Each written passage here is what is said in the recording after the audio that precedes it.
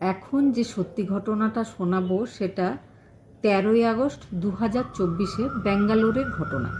ব্যাঙ্গালোরে একটা হাইওয়ের পাশে একটা অ্যাক্সিডেন্ট হয়। একটা কারকে পেছন থেকে একটা লরি সজোরে এসে ধাক্কা মারে। কারের যে মালিক মুন্নুস্বামী গৌড়া ছিল তার নাম, সে মারা গেছিল। গন্ডাসি বলে একটা পুলিশ স্টেশনের এরিয়া ছিল সেটা। তো মুন্নুস্বামীর যে স্ত্রী, তার নাম ছিল শিল্পা রানী। সে সেই পুলিশ স্টেশনে গিয়ে সমস্ত ব্যাপারটা জানায়। সে বলেছিল সে তার হাজবেন্ড নিজেদের গাড়িতে, সামনে ড্রাইভার ছিল, তারা তাদের মেয়ে ম্যাঙ্গালোরে থেকে পড়াশোনা করে, সেখানে মেয়েকে দেখে তারা ফিরে আসছিল। এমন সময় তাদের কারের একটা টায়ার পাঞ্চার হয়ে যায়। সেই পাঞ্চারটা ঠিক করার জন্য ড্রাইভার নিচে নেমেছিল। ড্রাইভার সারাচ্ছিল, তার হাজবেন্ড পেছনে গিয়ে তার সাথেই দাঁড়ান। তিনি দেখছিলেন যে ড্রাইভার কিভাবে কাজগুলো করছে। ততক্ষণে পেছন থেকে একটা লরি এসে, তার হাজবেন্ড পাশেই দাঁড়িয়েছিল, তো লরি এসে তার হাজবেন্ডকে ধাক্কা দিয়ে চলে গেছে, আর তার হাজবেন্ড ঘটনাস্থলেই মারা গেছেন। তার হাজবেন্ডকে সঙ্গে সঙ্গে কিছু লোক স্থানীয় হসপিটালে নিয়ে গেছিল। পুলিশ স্টেশনে ব্যাপারটা জানিয়ে দেওয়া হয়। পুলিশ ঘটনাস্থলে যায়, গিয়ে দেখে গাড়িটার অবস্থা খারাপ, আর সত্যি সত্যি গাড়ির যে মালিক মানে শিল্পা রানীর হাজবেন্ড, সে মারা গেছে। পুলিশ হসপিটালেও যায়, ব্যাপারটা দেখে। হসপিটাল থেকে মহিলা নিজের হাজবেন্ডের ডেড বডি নিয়ে সোজা নিজের গ্রামের বাড়িতে চলে যায়। সেখানে যাওয়ার পরে তার অন্তিম সৎকার হয়। আশেপাশের প্রতিবেশী লোকজন সবাই এসছিল সেই অন্তিম সৎকারে। সৎকার হয়ে যায়, কিন্তু পুলিশ জিজ্ঞাসাবাদ করতে পারছিল না, কারণ ভদ্রমহিলা তার মেয়ে এত কান্নাকাটি করছিল যে পুলিশ সুযোগ পাচ্ছিল না যে বাকিটা জিজ্ঞাসাবাদ কিভাবে হবে। কিন্তু 5-7 দিন পরে যখন মহিলা একটু নর্মাল হয়, তখন পুলিশ গিয়ে সমস্ত ব্যাপারটা জিজ্ঞাসাবাদ করে। তো মহিলা সেগুলোই জানায় যে তারা মেয়েকে দেখতে গেছিলো, ফিরে আসছিল, পাংচার হয়েছিল, পাংচার ঠিক করছিল, ড্রাইভার তার হাজবেন্ড পাশে দাঁড়িয়েছিল, পেছন থেকে এসে একটা লরি ধাক্কা দিয়েছে। মহিলা যেভাবে বলেছিল ঠিক সেই সময়ের সিসিটিভি দেখার পরে পুলিশ দেখে হ্যাঁ সত্যিই সেই হাইওয়েতে অ্যাক্সিডেন্ট হয়েছিল, আর ধাক্কা দেওয়ার পরে একটা লরি পাশ দিয়ে বেরিয়ে চলে গেছিল। তো সিসিটিভি ফুটেজ থেকেই লরির নাম্বার বের করা হয়, তারপরে সেই লরিটা খোঁজ করা হয়। তো লরিটা পেয়েও যায় পুলিশ। লরির যে ড্রাইভার ছিল তার নাম ছিল দেবেন্দ্র নায়কা। তাকে এবার পুলিশ জিজ্ঞাসাবাদ করে। জিজ্ঞাসাবাদে সেও কিন্তু ব্যাপারটা মেনে নেয়। সে বলে যে অনেক দূর থেকে সে বুঝতে পারেনি যে ওখানে একটা গাড়ি আছে বা লোকজন আছে। সে যখন খুব কাছাকাছি এসে গেছিল, সে চেয়েছিল ব্রেক কষতে, সে চেয়েও গাড়িটাকে দাঁড় করাতে পারেনি, কারণ গাড়িটা খুব স্পিডে ছিল। তাই জন্য সে না চাইতেই সে ধাক্কা দিয়েছে বা একজনকে মেরে ফেলেছে। তো তাকে কিছুদিনের জন্য অ্যারেস্ট করা হয়। কিন্তু এই ধরনের কেসে যেটা না চাইতেই অ্যাক্সিডেন্ট হয়ে গেছে, তো রোড অ্যাক্সিডেন্টে বেশিরভাগ কিন্তু খুব একটা শাস্তি হয় না, কয়েকদিন পরে বেল হয়ে যাবে, এমনটাই সবাই জানে। কেটে যায় 15 দিন। 15 দিন পরে যে ভদ্রলোক মারা গেছিলেন, তার বাড়ির কাছেই তার প্রতিবেশী একজন ইন্সপেক্টর থাকতেন, তার নাম ছিল শ্রীনিবাস। যে জায়গাটাতে অ্যাক্সিডেন্টটা হয়েছিল সেই জায়গা থেকে 232 কিলোমিটার দূরে চিল্লাবল্লাপুরা বলে একটা জায়গা, একটা পুলিশ স্টেশন আছে, সেখানকার সে ইন্সপেক্টর।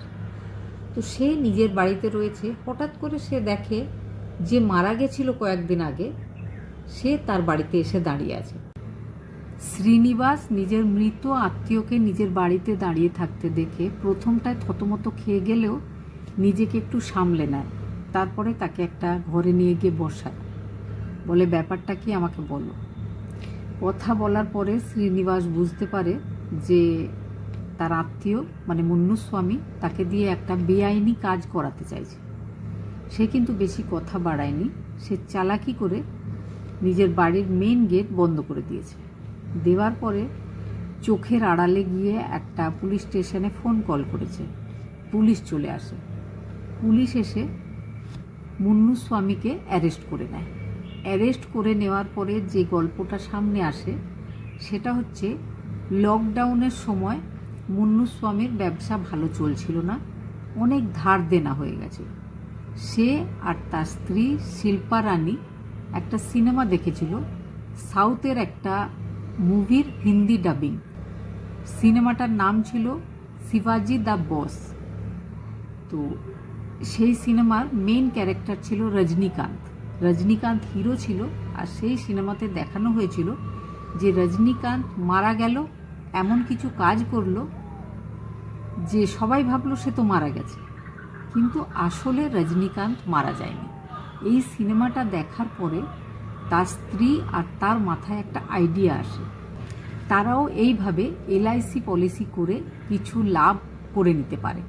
সেই জন্য তারা সেই লকডাউনের সময় একটা LIC করে, আর সেটার একটা বড় মাপের মারা যাওয়ার পরে যে ডেথ বেনিফিট পাওয়া যায় সেটা ছিল 4 কোটি টাকা।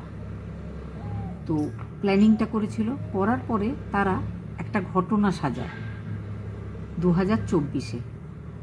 সেই সময় 2020-তে তারা কিন্তু LIC পলিসিটা করেছিল, তার প্রিমিয়াম বছর বছর জমাও দিচ্ছিল। চলে আসে 2024, তারা প্ল্যানিং করে যে এই বছরে তারা এমনভাবে একটা নাটক করবে যে মনে হবে ভদ্রলোক রোড অ্যাক্সিডেন্টে মারা গেছে।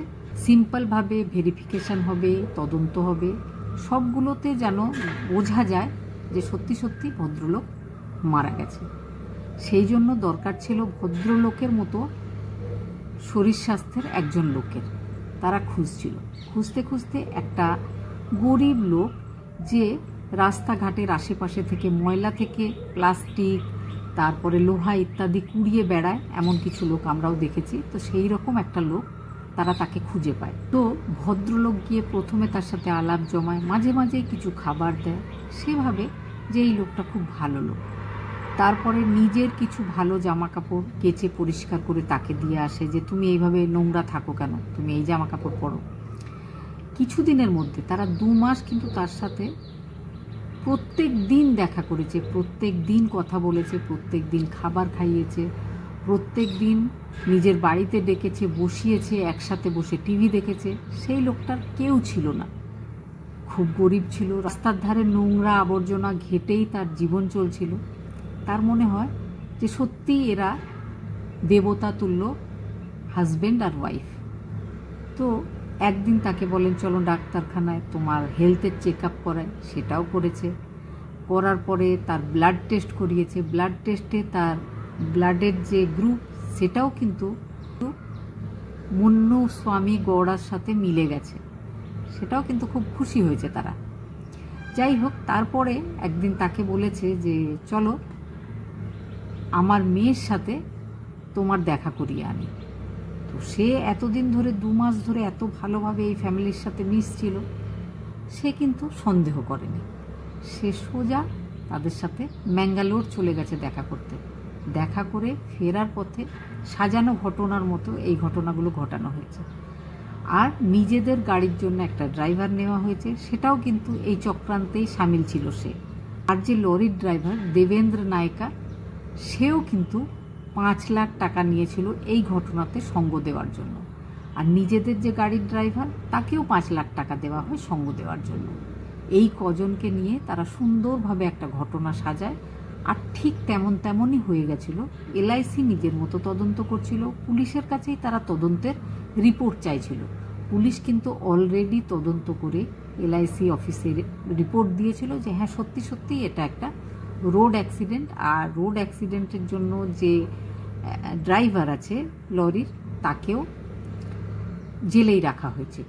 কিন্তু মুন্নুস্বামীর প্রতিবেশী যে ইন্সপেক্টর, যে তাদের আত্মীয় ছিল, তার কাছে তারা যখন হেল্প চাইতে যায়, সে হেল্প তো করেইনি, উল্টে পুলিশকে জানিয়ে দিয়েছে। কারণ সে বলে যে তার মনে হয়েছে যে এর জায়গায় যে মারা গেছে, তাহলে সে কিভাবে মারা গেল। তারপরে জিজ্ঞাসাবাদে জানা যায় যে যে ভদ্রলোককে নিয়ে তারা গেছিল মেয়ের সাথে দেখা করতে, আসার পথে তাকে শ্বাসরোধ করে মেরে ফেলা হয়।